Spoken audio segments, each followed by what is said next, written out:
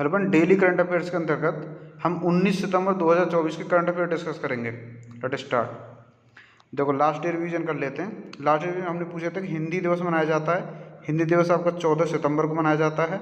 हाल ही में केंद्र सरकार द्वारा पोर्ट ब्लेयर का नाम बदल कर रखने का निर्णय लिया गया, ये है श्री विजयपुरम। और हाल ही में किस देश के राष्ट्रपति द्वारा वहाँ के संसद को भंग करने के पश्चात दोबारा चुनाव कराए जाने की घोषणा की गई है, ये है सेनेगल में। सेनेगल आपका अफ्रीका कंटिनेंट में स्थित देश है। एक क्वेश्चन था कि हाल ही में 11 सितंबर 2024 को ब्रिक्स लिटरेचर फोरम 2024 का उद्घाटन किया गया रूस में। ब्रिक्स लिटरेचर फोरम 2024 का उद्घाटन, जो ब्रिक्स है, ब्रिक्स में 5 कंट्री हैं, ब्राज़ील, रसिया, इंडिया, चाइना और साउथ अफ्रीका। 2009 में स्थापना हुई थी और 2010 में साउथ अफ्रीका शामिल हुआ था। एक क्वेश्चन था कि हाल ही में केंद्रीय कैबिनेट द्वारा प्रधानमंत्री ग्राम सड़क योजना को कितने वर्ष के लिए लॉन्च किया गया? 2028-29 के लिए। हाल ही में किस राज्य सरकार के द्वारा प्रजा पालना दिवस के रूप में मनाया जाने का निर्णय लिया गया? ये है तेलंगाना के द्वारा। एक क्वेश्चन था कि हाल ही में भारत द्वारा कहाँ पर G20 कृषि मंत्री स्तरीय बैठक में भाग लिया गया? ये ब्राज़ील में। और हाल ही में अखिल भारतीय राजभाषा सम्मेलन 2024 का आयोजन कहाँ हुआ? नई दिल्ली में। एक क्वेश्चन जो कल हमने पूछा था ये था कि खीरे को काटकर यदि नमक मिलाया जाता है तो इनमें से किसके कारण पानी निकलता है? तो ये पानी परासरण के कारण निकलता है।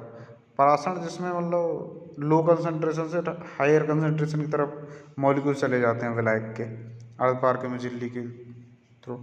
इधर देखें, देखो परासरण एक ऐसी प्रक्रिया है जिसके द्वारा विलायक के अणु कम सांद्रता वाले विलयन से उच्च सांद्रता वाले विलयन में अर्धपार के में झिल्ली से होकर गुजरते हैं। ये होता है परासरण। अभी चलते हैं नेक्स्ट।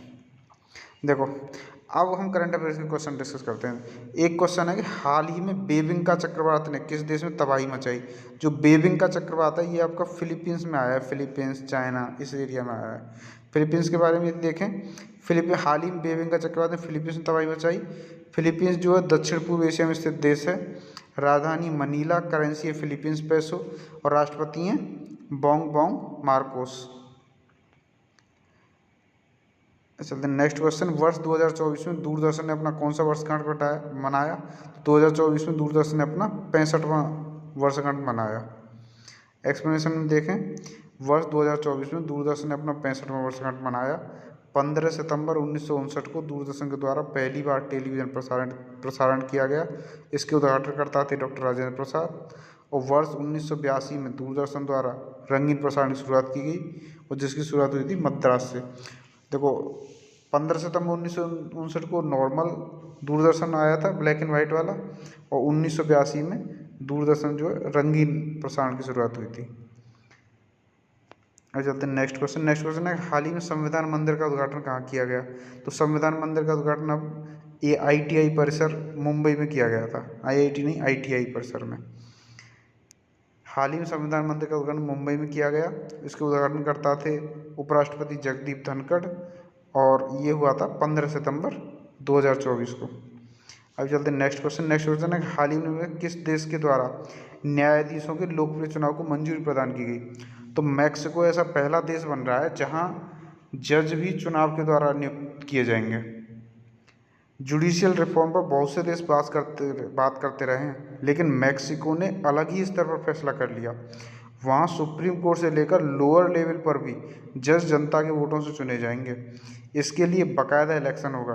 बता दें कि मौजूदा राष्ट्रपति ओब्रेडोर, अभी राष्ट्रपति ओब्रेडोर हैं, ने इस बदलाव के लिए दबाव डाला था। वे 30 सितंबर को पद से हटने वाले हैं और उनकी जगह पहले से चुनी जा चुकी हैं क्लाउडिया शिनबेम अगली राष्ट्रपति होंगी मैक्सिको की।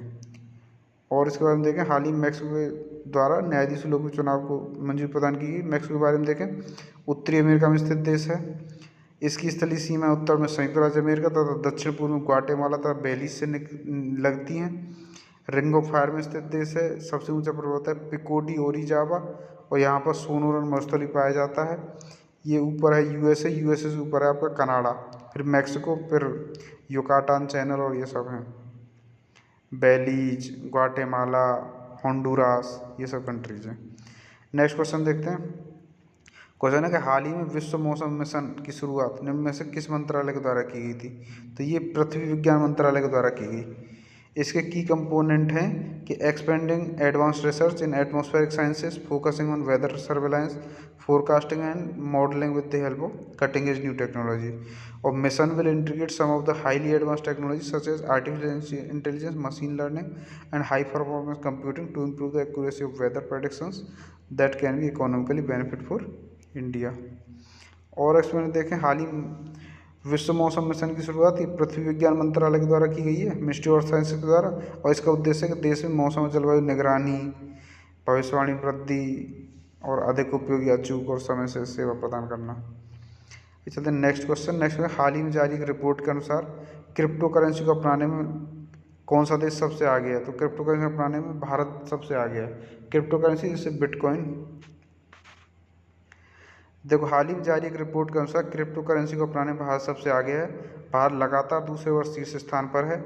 यह एक आभासी मुद्रा है, मतलब एक वर्चुअल करेंसी है, किसी भी सरकारी संस्था के द्वारा नियंत्रित नहीं होती है। उदाहरण तौर पर जैसे बिटकॉइन को 2009 में स्टार्ट किया था, एक सतोशी नाम के व्यक्ति ने स्टार्ट किया था। नेक्स्ट क्वेश्चन देखते हैं। क्वेश्चन नंबर 7 है कि हाल ही में किसके द्वारा एकीकृत महासागर ऊर्जा एटलस जारी किया गया?